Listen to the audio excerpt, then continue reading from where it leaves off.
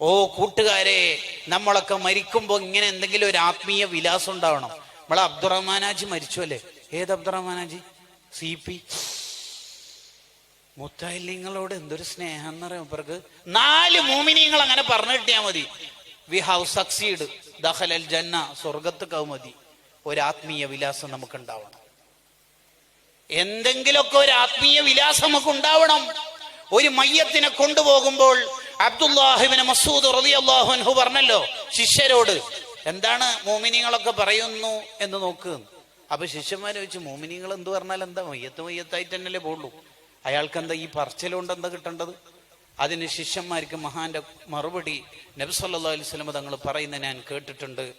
4 മോമിനിയങ്ങൾ ഒരാളെ കുറിച്ച് നല്ലത് പറഞ്ഞാൽ ദഖലൽ ജന്ന, അയാൾ സ്വർഗത്തിലെത്തും.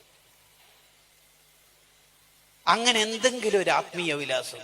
സ്ഥാപനത്തോട് ചേർന്ന് നിൽക്കുന്ന ചില അഭ്യുതകാംക്ഷികൾ മരണപ്പെടുമ്പോൾ അതിന്റെ അനുസ്മരണ സംഗമങ്ങളിൽ പങ്കെടുക്കാനോ മറ്റൊക്കെ അവസരം കിട്ടിയാൽ അവിടുത്തെ പല ഉസ്താദുമാരുടെയും സീനിയറായി ബിരുദെടുത്ത് മുത്തഅല്ലിമീങ്ങൾ, ഇപ്പോൾ ആലിമീങ്ങളായ സംഘാടകരോ മറ്റൊക്കെ പറയും, ആജിയാരി എത്ര സ്വതക്കയാണ് ഈ സ്ഥാപനത്തിന് ചെയ്തത്, മുത്തഅല്ലിമീങ്ങൾക്ക് ഭക്ഷണം കൊടുക്കാൻ മൂപ്പരെന്തുമാത്രം ഉത്സാഹിക്കുന്ന ആളാണ്. ഇത് കിട്ടിയാൽ മതി നമുക്ക്. എന്തെങ്കിലുമൊക്കെ ഒരു ആത്മീയ വിലാസം എന്തായാലും ഉണ്ടാവണം.